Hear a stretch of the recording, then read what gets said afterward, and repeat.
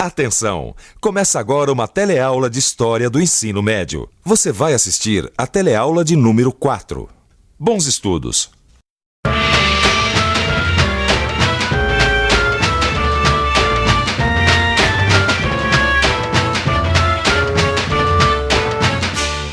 Este aqui é o Museu de Arqueologia e Etnologia da Universidade de São Paulo. Aqui existem vários documentos que falam da história de civilizações antigas, inclusive do Egito. Você conhece alguma coisa sobre o Antigo Egito? Pirâmide. Faraó. Cleópatra. Primeira pirâmide, depois esfinges, faraós. Quase todo mundo, quando a gente fala no Egito, lembra das esfinges, das pirâmides, da Cleópatra. Lembra ao mesmo tempo de um país misterioso e conhecido. Na teleaula de hoje, nós vamos desvendar alguns mistérios do Egito Antigo. De onde vieram os povos que formaram o Egito? Qual a importância do rio Nilo para eles? E o que eles tinham de especial para permanecer até hoje na nossa imaginação? Como viviam, que Deus adoravam? Conheça a história de um rio e de homens e mulheres que adoravam esse rio e que trabalhavam ao seu redor. Um povo tão sério que foi o primeiro a se preocupar com a vida após a morte e tão vaidoso que inventou a maquiagem. Com vocês, o Egito.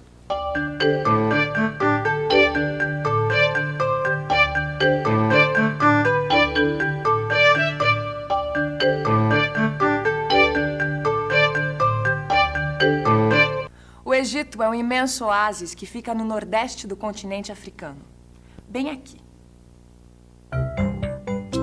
O Nilo, que disputa com o rio Amazonas o título de rio mais comprido do mundo, forma um vale entre o deserto do Saara e a Arábia.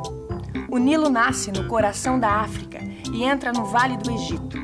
Aí, ele corre no meio de duas cadeias de montanhas, formando a região do Alto Egito. E depois se divide em muitos pequenos rios que formam o seu delta. Essa região é o Baixo Egito. Todo verão, o rio transborda e sai do seu leito por causa das chuvas tropicais em sua nascente e do degelo das montanhas do Alto Egito. Quando o verão acaba, o rio volta para o leito, deixando uma camada de terra muito fértil. Isso faz com que os egípcios possam colher até 2 vezes no mesmo ano.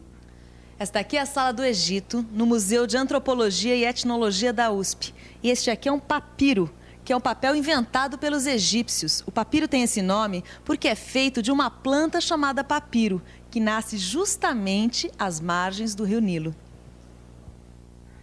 Além do papiro, os egípcios criaram várias outras técnicas e linguagens totalmente revolucionárias que ajudaram no desenvolvimento da comunicação entre os homens.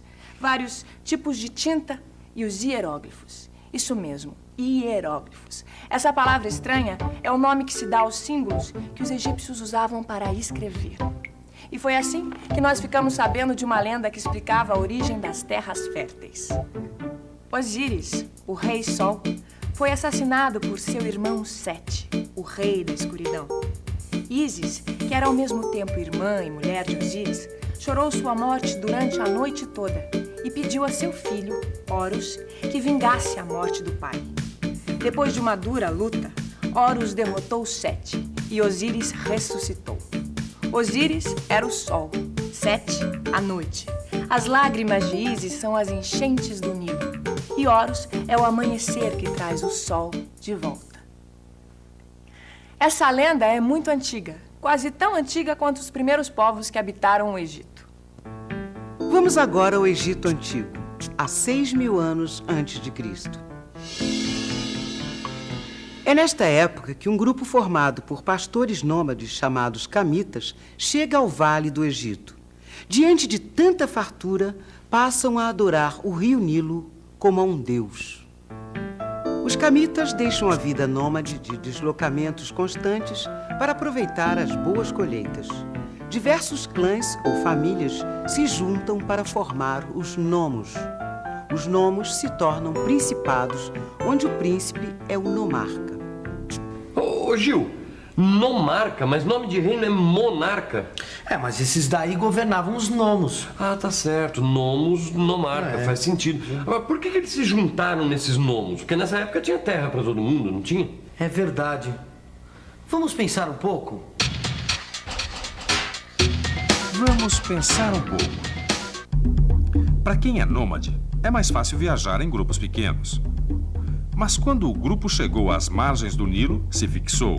Para aproveitar melhor a época das enchentes, era preciso construir barragens, represas, canais. E isso é tarefa para muita gente. Um grupo pequeno jamais daria conta. Daí a origem dos nomos. À medida que as colheitas foram aumentando, os nomos se organizaram em 2 reinos. O reino do Alto Egito, representado pela coroa vermelha, e o reino do Baixo Egito, representado pela coroa branca. Finalmente, os 2 reinos se juntaram e formaram o Antigo Reino. Este é o ano 3500 a.C. Menes, um chefe militar, unifica os 2 reinos do Egito. Temos o nosso primeiro faraó. 3000 a.C.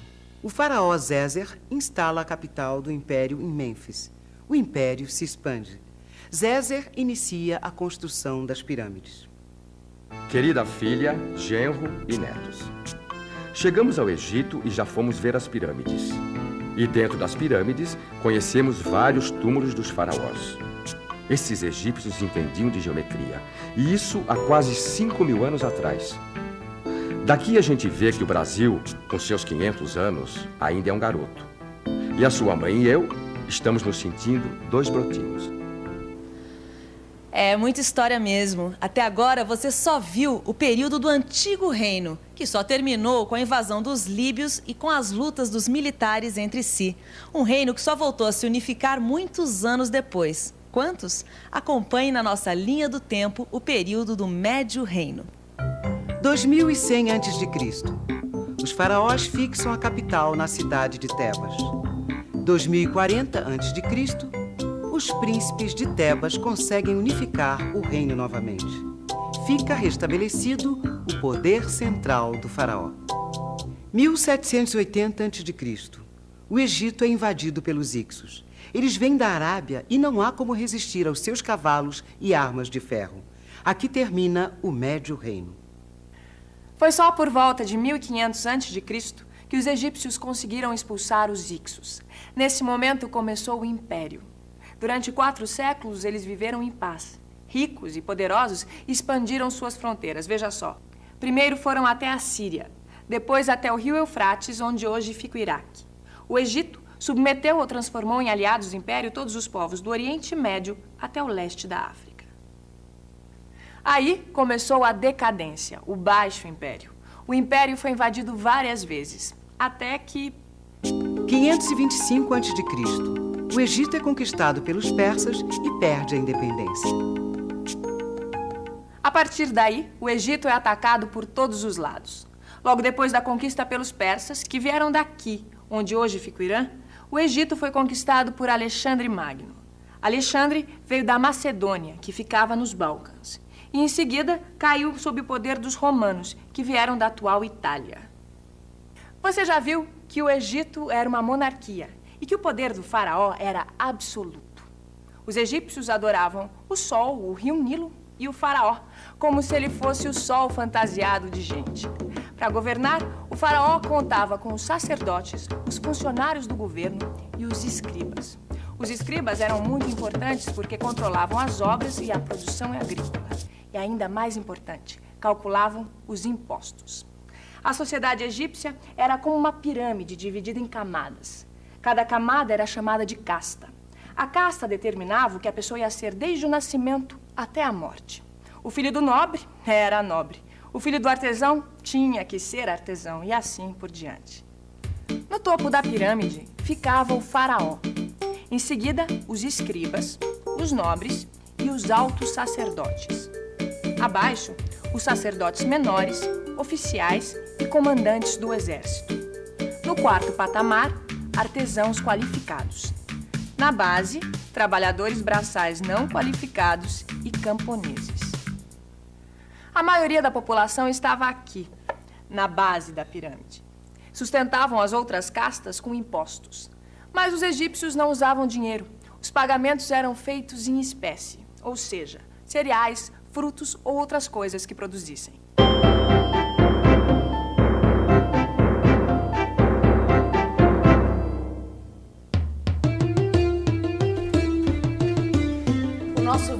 lavrador acaba de ser requisitado para construir mais uma pirâmide. Mais uma? Mas e as obras de irrigação? Os armazéns para os cereais? Olha, se esse faraó continuar com essa mania de construir grandes obras, logo eu não vou ter como pagar os impostos. Olha, como seu pão de centeio, tome sua cerveja. Graças ao rio Nilo não falta hortaliça nem cereal. E é bom se alimentar bem para continuar trabalhando. E se não pagar seus impostos, vai virar escravo. E se virar escravo, eu me divorcio. Deixa eu voltar pro trabalho aqui, que a irmã do faraó quer usar esse colar na festa da colheita. Eles comiam cereais, como pão de centeio. Tomavam cerveja. Os faraós cobravam impostos para construir pirâmides. Ah, por falar nisso, sabe que eu descobri uma outra coisa? Que vem dessa época a expressão obra faraônica, que a gente usa até hoje em dia. É, mas hoje em dia, quem não paga imposto não vira escravo, né? É, isso é verdade. Agora, tinha outras coisas que os egípcios eram muito avançados. A mulher, por exemplo, podia pedir divórcio. Vamos conversar com o Caíto, que é estudante de história. Oi, queria que você contasse pra gente por que os egípcios se preocupavam tanto em preservar o corpo dos que morriam. Porque eles foram a principal civilização da antiguidade que acreditavam na existência da vida depois da morte. Os egípcios, eles inventaram um jeito de preservar os corpos dos mortos, porque eles eram muito bons de química. Uma civilização e tanto. Porque eles também sabiam cuidar dos vivos. A medicina egípcia era tão avançada que os gregos diziam que eles eram os mais saudáveis de todos os homens. Saudáveis e, eu diria, bonitos. Olhe só essa maquiagem. Maninha, valeu a pena dar duro o ano inteiro para fazer essa viagem. Vou ter 1000 coisas para mostrar para os meus alunos. Os egípcios eram grandes escultores. Veja essa esfinge. E as meninas vão vibrar quando souberem que 5000 anos atrás eles já se maquiavam. Os egípcios adoravam se pintar e pintar os seus mortos. A maquiagem é um hábito popular que permanece até hoje. Que tal então revisar agora o que você aprendeu sobre esse povo? E atenção, se liga aí que é hora da revisão. Na teleaula de hoje, você aprendeu que a civilização egípcia surgiu nas margens férteis do rio Nilo e que os egípcios adoravam o Nilo como um deus. Acompanhou os vários períodos da história do Egito Antigo, desde o Antigo Reino até o Baixo Império. Conheceu as castas que formavam a sociedade e viu que os egípcios criaram uma cultura original que perdurou durante aproximadamente 3000 anos. A história do Egito Antigo só chegou até nós 8000 anos depois, graças aos registros que eles fizeram. Estudando o seu livro, você vai entrar numa corrente de conhecimento que faz com que a história permaneça sempre viva, seja nas ruas, nos museus ou numa peça de maquiagem. Até a próxima teleaula e tchau!